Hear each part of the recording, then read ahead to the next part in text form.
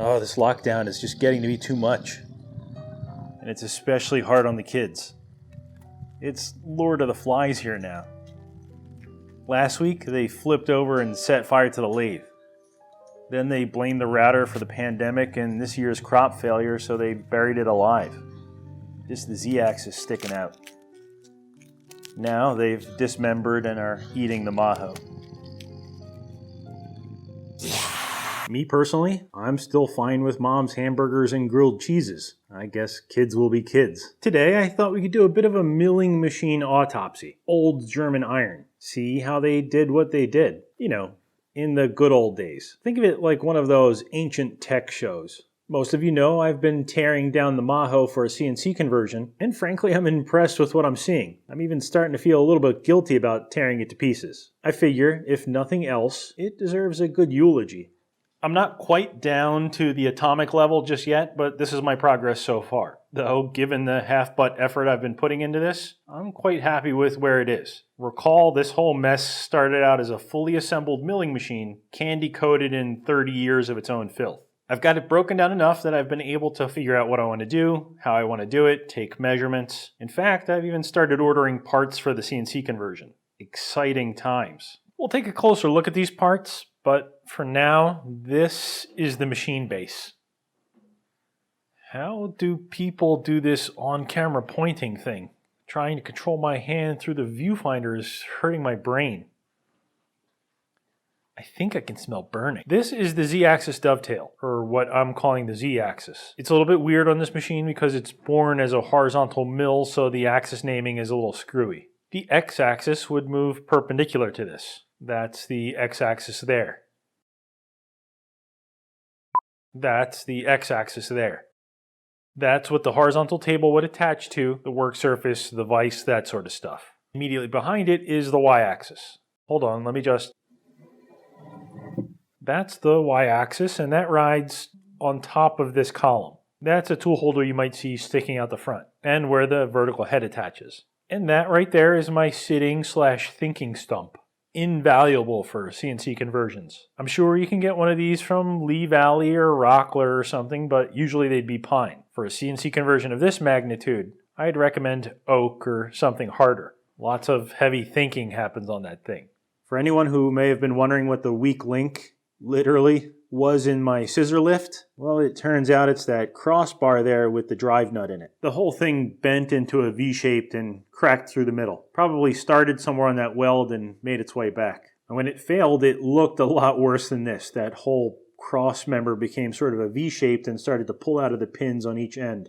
I stuffed some 2x4 packing in there, drove it in reverse with the impact gun, straightened it out as best I could. Remember when I told you the big slowdown in taking the Maho apart was just the weight of all the components, and that I was probably going to get an engine hoist or build some sort of an A-frame? Well, I did neither of those. I did most of the assembly with brute force and a lot of lifting with my back. I slid the Y-axis of the machine forward and onto the Z-axis, then used the table to lower it as far as I could and transferred it onto the scissor lift. Now, the scissor lift did absolutely perfect until I lowered this to the ground. The lower this scissor lift goes, the more the mechanical advantage just falls through the floor. It becomes a mechanical disadvantage. Now, when I've got a motorbike on here, I can only lower it so far before the wheels hit the ground, and then they start to share some of the load with the scissor lift. It became second nature just zipping stuff up and down with the impact driver, or the drill. What I failed to keep in mind, though, is that the Y-axis of milling machines, well, they don't have wheels.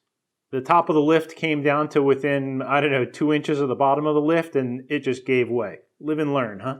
I'm going to do that again. Not now, but sooner or later I'm going to pack it again, drive it so it's preloaded the other way, and weld it in place. Like fix it in the scissor stand. Luckily, I built this thing in such a way that I can't take it apart. And here's the Y-axis that did in my scissor lift. Or maybe the Z-axis. Again, this is sort of horizontal format. The spindle runs through here. The tooling is on the end. You can't see it, but I'm turning the spindle nose now. This thing's got to weigh 100 pounds, 120 pounds. These parts with the Aztec glyphs etched into the side are the keys, the gibs, that tighten up the dovetail fits. We'll get into that later. Speaking of which, an amazing fact number 1. After all these years, this machine still moves like a dream. A good dream, like the ones I used to have as a kid, not the ones that torment me now. You remember that 100-pound head that broke my scissor lift? I hope you do. We literally just, by the time that's installed on here, that rides on these dovetails, by the time that's installed in here with the rest of its castings and the motor and the variator, it's got to weigh 200 pounds. And check this out. Here I'd remove the ball screw, hadn't even pumped the dovetails full of oil. It was just the oil that was there last time I fired this thing up. And it's absolutely weightless. Again, there are no roller bearings in here, linear guides. It's just a piece of cast iron on another piece of cast iron with a little bit of oil, which consequently happens to be my favorite breakfast sandwich. Except for the last 2 inches on each end, the ways still have their flaking. I think that's called flaking, that little fish scale looking pattern I hope you see. Let me try to get you in close. This casting I assume was milled flat, then ground and flaking put in. The flaking is put in to help hold that oil film. It's not much, but it creates little quote-unquote micro pockets, little cavities that help retain oil. If it were completely flat, if those imperfections weren't intentionally introduced, the weight of the head would eventually just push that oil out the sides. I'm not sure why it would be more worn on the 2 ends. Perhaps this machine was run a bit without the gib sort of cinched up properly. That, and I suppose it worked a lot at its extremes, all the way in and all the way out. While we're here looking at the base/column, the foundation that the rest of this machine is built on, I'd like to take a moment to appreciate just how well designed this part is. Let's stop and smell the 30-year-old oil, grease, and coolant-soaked flowers. Granted, I haven't checked the Z direction, but much to my surprise, this machine base has been designed to remain rigorously geosynchronous. You see that indicator? It's been there since I started this teardown, and the machine hasn't budged an inch. Incredible. So if you'd stop your screwing around for just 1 minute, you'd realize we're now talking about the machine motion and motion control. Although this was a CNC mill, it's not what you might think. I'd consider it CNC on a technicality. Although there was a computer involved, and the computer could move the machine, to the best of my knowledge anyway, it could only move one axis at a time.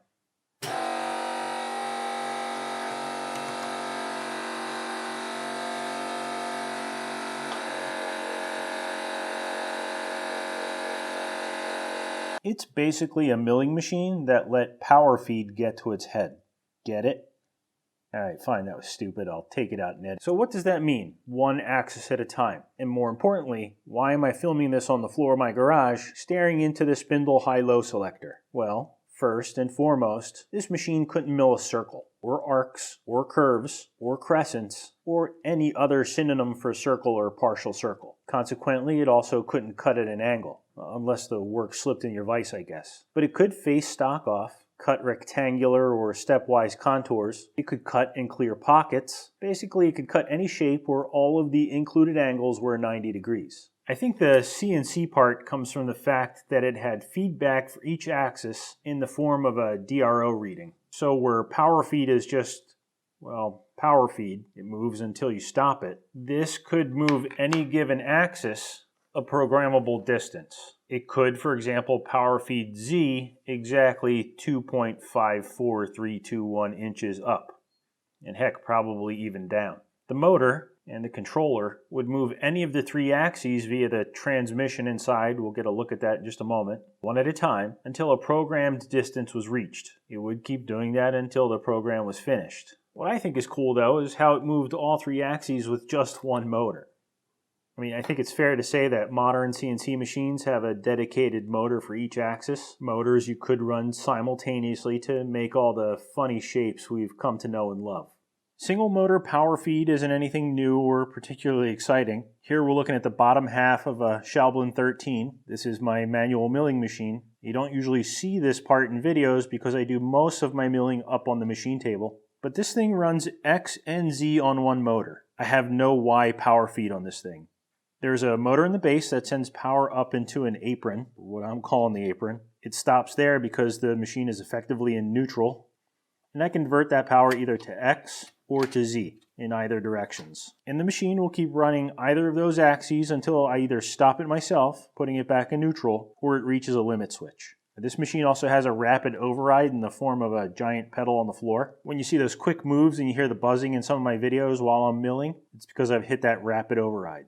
It'll power feed at a feed rate I set in the gearbox on the back. and when I stomp the pedal, it'll override that and run at max speed, usually for repositioning or getting in and out of trouble really fast. Also perfect for breaking end mills. But let's get back to the Maho and see how it does all of that auto-magically.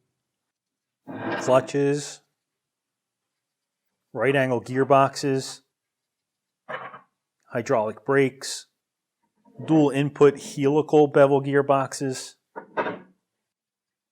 spline shafts, bearing supports. This thing is a gold mine of... All right, maybe, just maybe, the Heidenhain controller, electrical cabinet, all that nonsense had something to do with how this mill functioned. Maybe. But to me, these parts here are music to my eyes. Granted, this looks a lot more like a train derailment than a milling machine, but what you're looking at is the motive power superhighway that coursed through the veins of the mill, bringing each axis to life. Probably the best way to make sense of these works of art is to follow the money.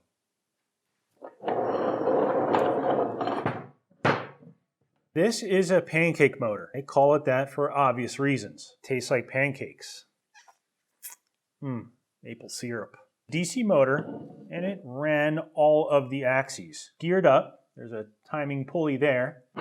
That spun this thing here. We're going to use this as our power source from here on out because it's a lot lighter than the motor.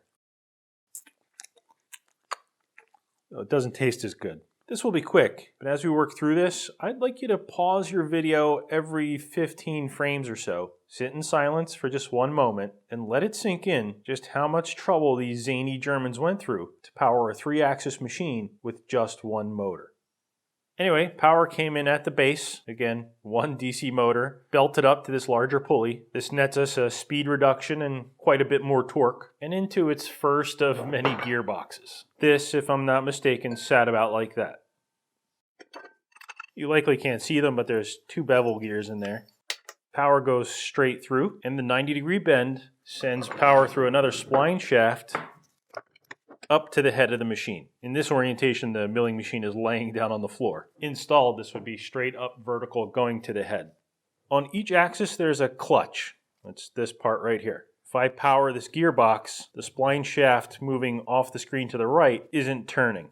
That wouldn't turn unless this clutch was engaged. We'll have a closer look at one of these in a second. This is the arrangement that's powering the head, the bit on the top that slides back and forth. If power is diverted up to this gearbox via that clutch, it spins this trapezoidal nut. This was mounted on the back side, and that nut pushed or pulled the axis. In that first or second Maho video, when I couldn't move the top axis of the machine, its screw had completely come out of this nut. So this was spinning, but nothing on the machine was moving.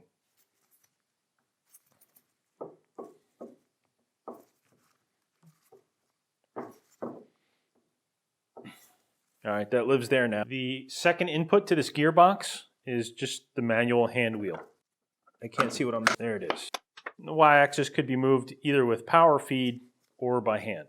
There's no key in there, so it's not turning, but hopefully you get the idea. If we come back down to the bottom, into the first gearbox, when that was powered by the motor, and we follow the spline shaft straight through, option B maybe in this choose our own adventure, we run into, you guessed it, another gearbox. This one, unlike the last one we just saw, does not spin an axis nut. It's got a seat for an axis nut.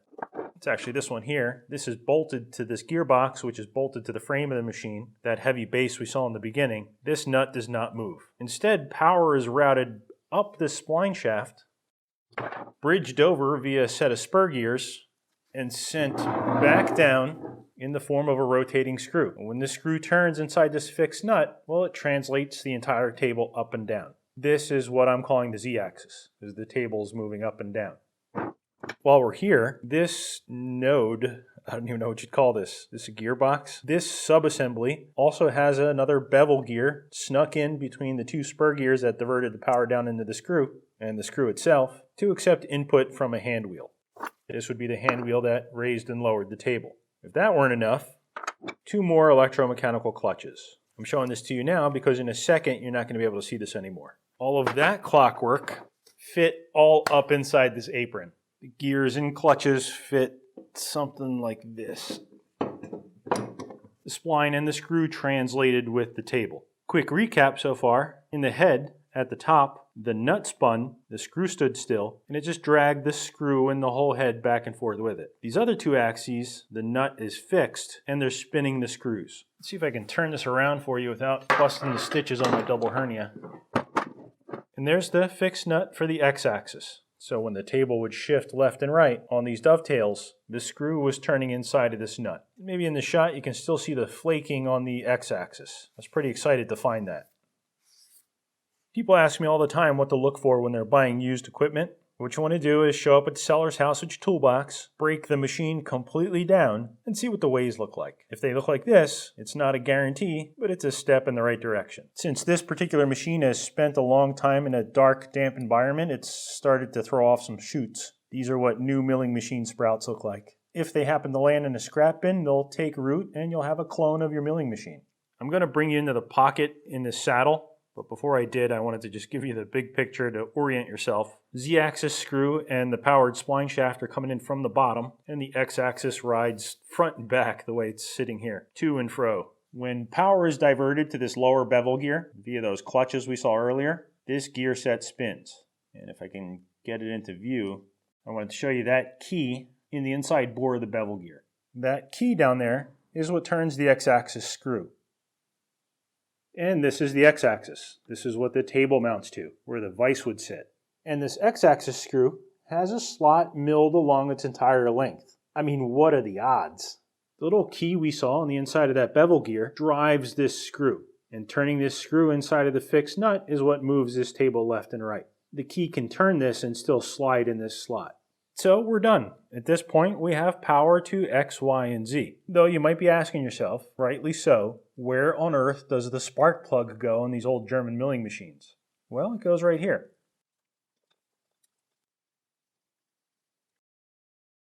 Before we call this a wrap, there are three things we should really talk about. Electromechanical clutches, hydraulic brakes, and I do realize you've been in lockdown. You're probably not seeing too many people these days, but you really got to get out of that old shirt you've been wearing.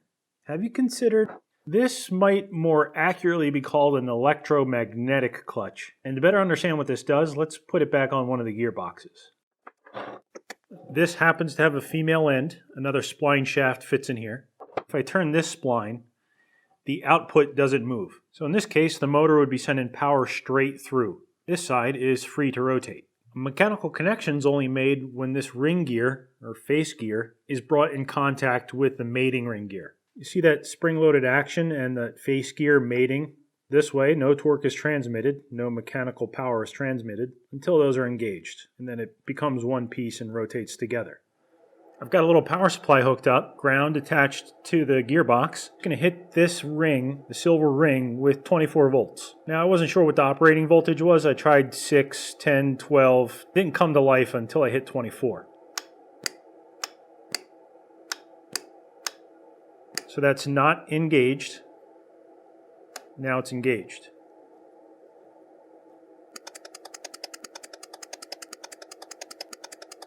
And here are all three clutches, X, Y, and Z. That spark plug looking thing we saw earlier is actually a brush. The spring-loaded copper plunger threads into the castings, through the castings, and coincides with the slip rings, I guess. These are what get power to the coils that actuate the clutches.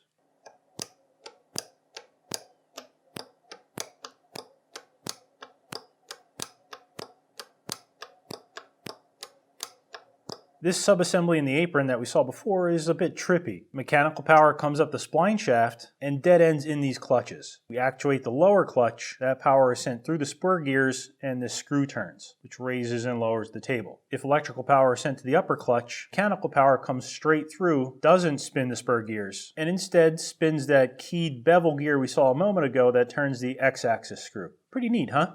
And by neat, I mean insane. There you have it, ladies and gentlemen. Electromagnetic clutches. These in particular are known as tooth or toothed clutches, but no one really knows why. You might not see these all the time, but they aren't particularly exotic machine components. They're pretty much everywhere. If you're in a pickle and you need one fast, your neighbor has one in their car where it's used to engage the air conditioning. But of course, you can buy these in all shapes and sizes like you might a gear or a bearing and use them where you need. What they're not, however, is cheap. especially ones like these.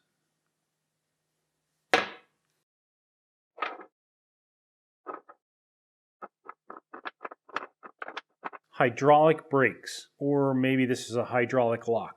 Just like the clutches, the milling machine has 3 of these, 1 for each axis. Not exactly sure how this one does its thing, but end result, if you send in hydraulic pressure, it'll put a kung fu death grip on whatever is inside.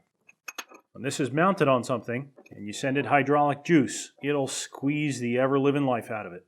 These only have a certain range, this is too small, but this fits around the lead screws in the machine. These are used by the mill to lock the screws dead in place. We'll open this one up just for kicks, but I expect it to be a hydraulic version of what you might know as a posi lock or a keyless hub lock. A keyless hub lock lets you install a pulley or a gear or whatever onto a shaft without having to use a key. Flip them in place, torque the screws. It expands on both its ID and its OD to lock the 2 components together. It's like 2 nesting tapers. When you drive them together, they expand. This is the lock from the Z-axis, which I had trouble moving when I first got the mill. The Z-axis hand wheel was extremely tight. I assume at some point in its life, this started to have problems. This doesn't look like OEM goop to me. It was probably leaking and someone tried to fix it with shoe goo.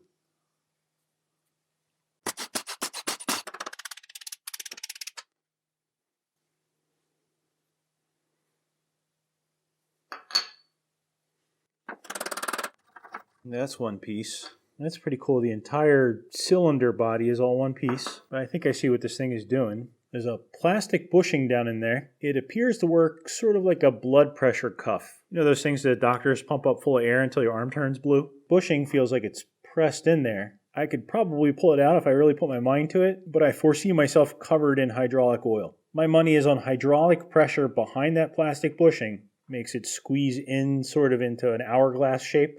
And inside, there is this almost collet-looking piece. It's very thin metal, relief cuts all the way around it. That plastic pushes on these, squeezing them onto whatever is inside.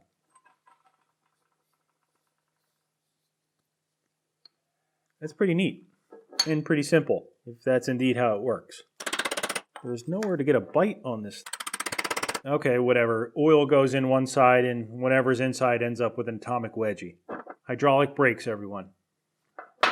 Judging by that dead look in your eyes, I'm guessing this is about the point in the video where you might be sorry you even asked. It's the same look my wife. Not to mention, if I keep talking, we'll be getting further away from the Maho and more into the CNC conversion territory. But just as a teaser, and after much internal struggle for the conversion, I've decided to go with separate motors on each axis. The pancake party is over, folks. Everybody get your sticky hands out of it.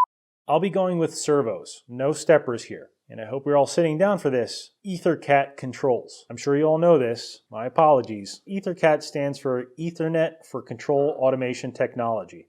And I have no idea what that means. I hear it's all the rage these days. It's the future of CNC, and it's pretty powerful stuff. Suffice it to say, I'm getting way out of my comfort zone on this one. Motors and drives have already shipped. We'll talk about those when they get here. But between me and you, I'm more intimidated by the new control system than the actual mechanical conversion. Speaking of which, X and Y should be pretty straightforward ball screw conversion. Famous last words?